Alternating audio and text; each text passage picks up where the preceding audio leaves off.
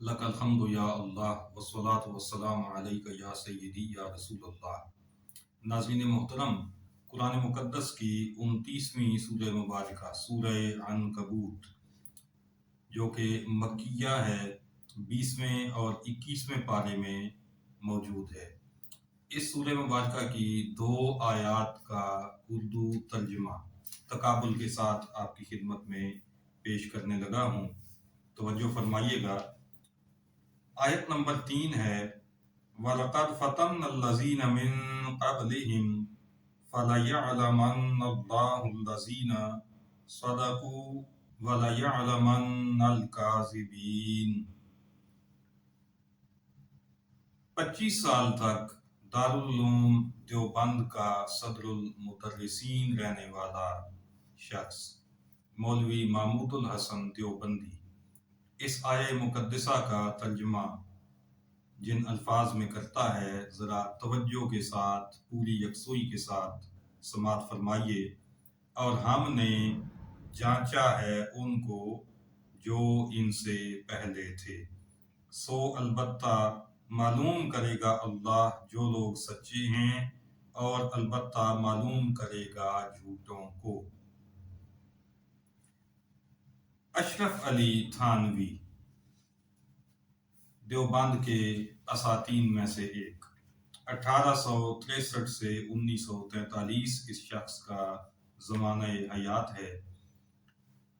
حفظ الایمان کے نام سے کتاب، اور اس میں نبی کریم صلی اللہ تعالی علیہ وآلہ وسلم کی شان میں انتہائی بیہودہ گستاخی، یہ اس شخص کے کارناموں میں سے صرف ایک کارنامہ میں نے آپ کے سامنے رکھا ہے۔ ذرا سورۃ العنکبوت آیت نمبر 3 کا ترجمہ ملاحظہ کیجئے۔ اور ہم تو ایسے ہی واقعات سے ان لوگوں کو بھی آزما چکے ہیں جو ان سے پہلے مسلمان ہو گزرے ہیں، سو اللہ تعالیٰ ان لوگوں کو ظاہری علم سے جان کر رہے گا جو ایمان کے دعوے میں سچے تھے، اور جھوٹوں کو بھی جان کر رہے گا۔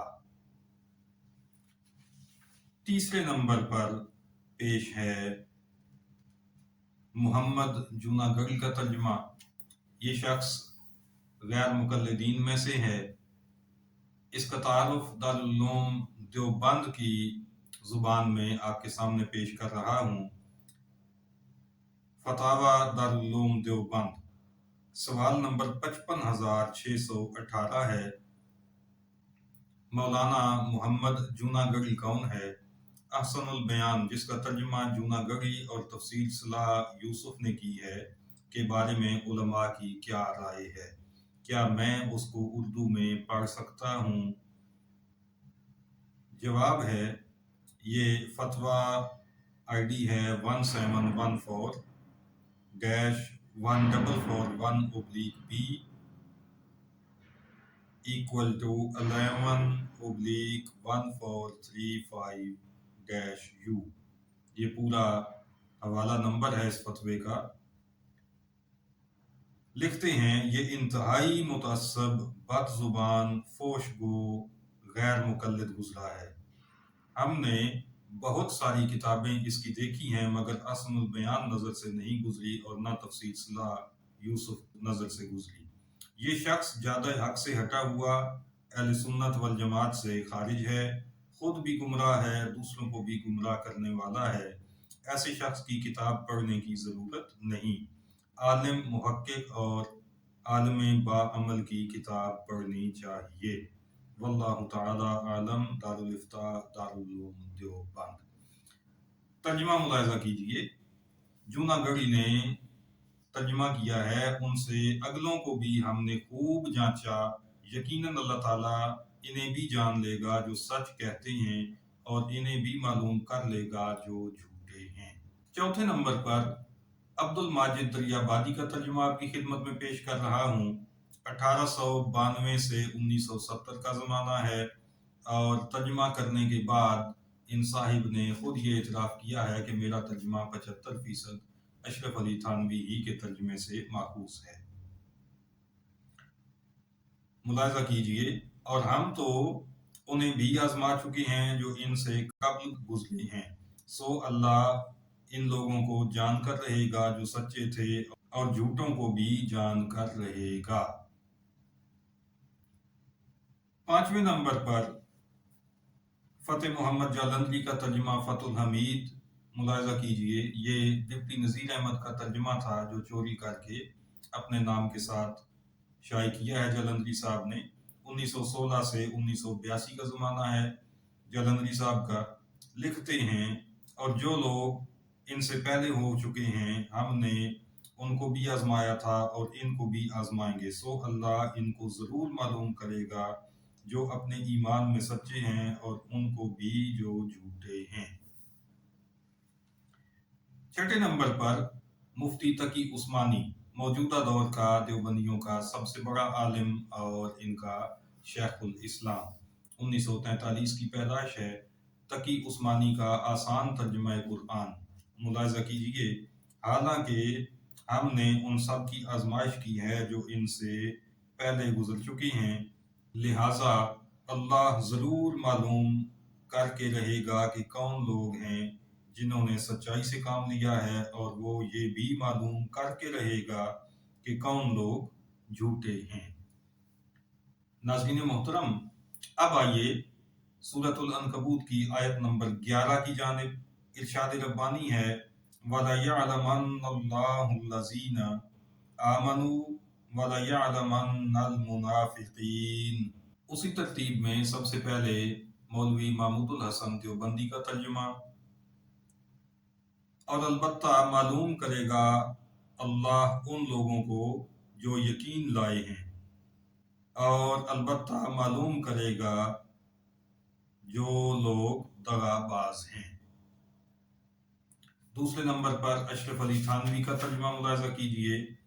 और ये वाक़यात इसलिए होते रहते हैं कि अल्लाह ताला ईमान वालों को मालूम करके रहेगा और मुनाफिकों को भी मालूम करके रहेगा।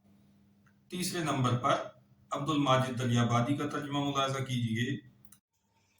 और अल्लाह ईमान वालों को भी मालूम करके रहेगा और मुनाफिकों को भी मालूम करके रहेगा। उसके बाद फ़तेह मोहम्मद जालंधरी का तर्जुमा मुलाहिज़ा कीजिए।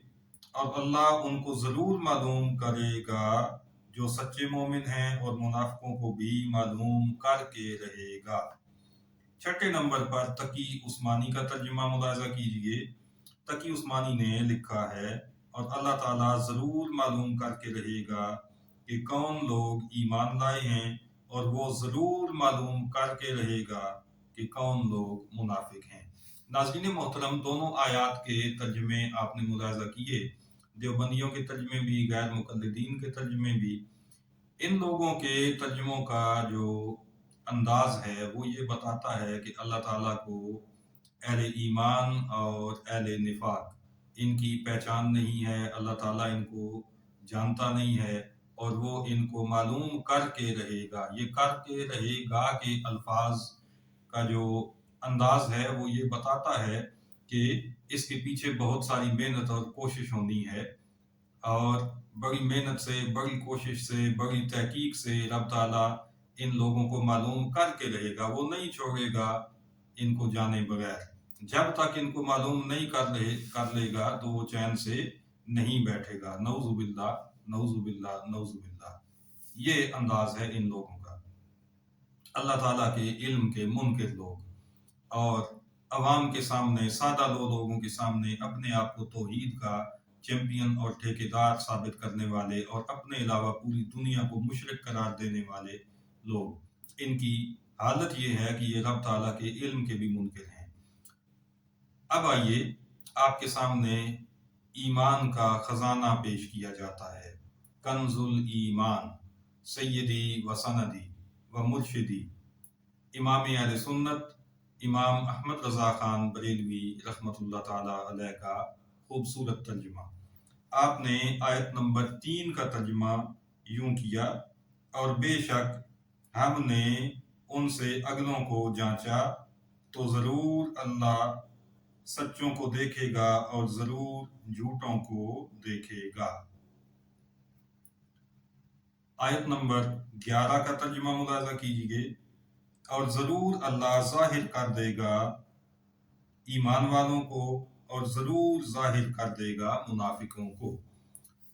آپ نے دیکھا کہ سیدی اعلیٰ حضرت رحمۃ اللہ تعالیٰ علیہ نے بڑی خوبصورتی کے ساتھ اپنا ایمان بھی واضح کیا اور قرآن کا مفہوم بھی واضح کر دیا کہ اللہ تعالیٰ خود تو جانتا ہے کہ ایمان والے کون ہیں اور منافقوں کو بھی جانتا ہے، سچوں کو بھی پہچانتا ہے، جھوٹوں کو بھی جانتا ہے۔ کوئی چیز اس کی نظر سے پوشیدہ نہیں ہے، کوئی چیز اس کے علم کے احاطہ سے باہر نہیں ہے۔ ہاں، وہ لوگوں پر ان کی حقیقت ظاہر کرے گا، لوگوں کو دکھائے گا کہ ایمان والے کون ہیں اور منافق کون ہیں، اور لوگوں پر یہ ظاہر کرے گا اور انہیں یہ دکھا دے گا کہ کون سچے ہیں اور کون جھوٹے ہیں۔ تو یہ ہے ایمان کا خزانہ۔ دعا کیجئے کہ رب تعالیٰ ہمیں قرآن مقدس کو صحیح طور پر سمجھنے کی توفیق عطا فرمائے، اور رب تعالیٰ کی قدرتوں، اس کے علم اور اس کی دیگر صفات کے منکرین کے ترجموں سے ہمیں رب تعالیٰ بچائے، اور ہمیں اپنا ایمان سلامت لے کر اس دنیا سے جانے کی توفیق بخشے۔ والسلام علیکم ورحمۃ اللہ وبرکاتہ۔